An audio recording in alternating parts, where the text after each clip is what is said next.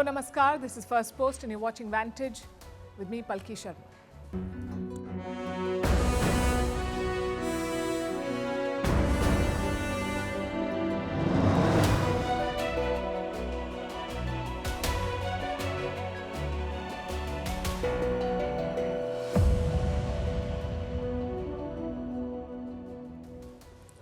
After many rounds of talks, the prospect of peace remains distant in Ukraine.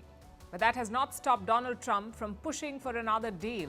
He wants Ukraine's resources, all minerals, profits from their sales, and a veto power to block other players from joining.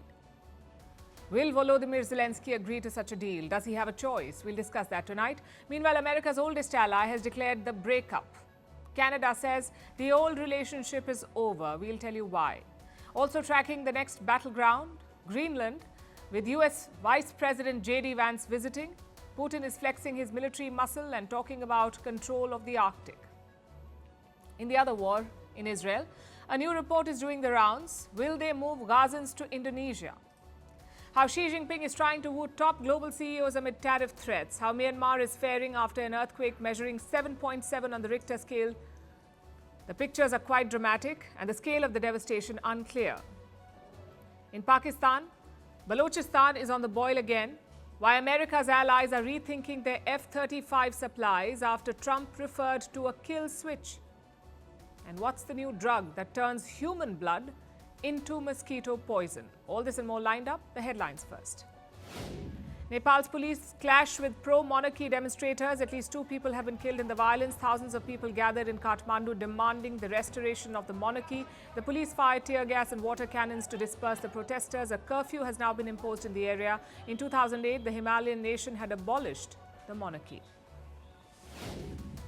Israel strikes Lebanon's capital, Beirut, for the first time since the November ceasefire, risking the fragile truce with Hezbollah. The Israeli army issued evacuation orders before the bombing. Earlier, Israel had said that it had intercepted 2 rockets fired from Lebanon. Iran-backed Hezbollah has denied any involvement. Turkey's president speaks with his Russian counterpart. Erdogan tells Putin their cooperation is crucial for resolving regional conflicts. The 2 leaders discussed security in the Black Sea during the phone call. Ankara has pledged to ensure the safety of commercial navigation.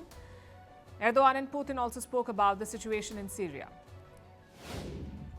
Chinese President Xi Jinping meets Bangladesh's interim leader Mohammad Yunus. Dhaka wants Beijing to reduce interest rates for Chinese loans. This is Yunus's first bilateral state visit since assuming office last August. Next week, he will attend the BIMSTEC summit in Bangkok, where he has sought a meeting with Indian Prime Minister Narendra Modi. And gold hits a record high as investors seek the safe haven asset. This comes amid fears of a trade war after US President Trump's latest tariffs. Gold is usually seen as a hedge against economic and political uncertainty. Bullion has hit 17 record highs this year. Greeting you with aloha and namaste. I love India. Presence, occupation of a territory by another country pertains to India. What we saw in Kashmir. How do you see Trump's America? Yes, the current administration behaves differently from the previous administration.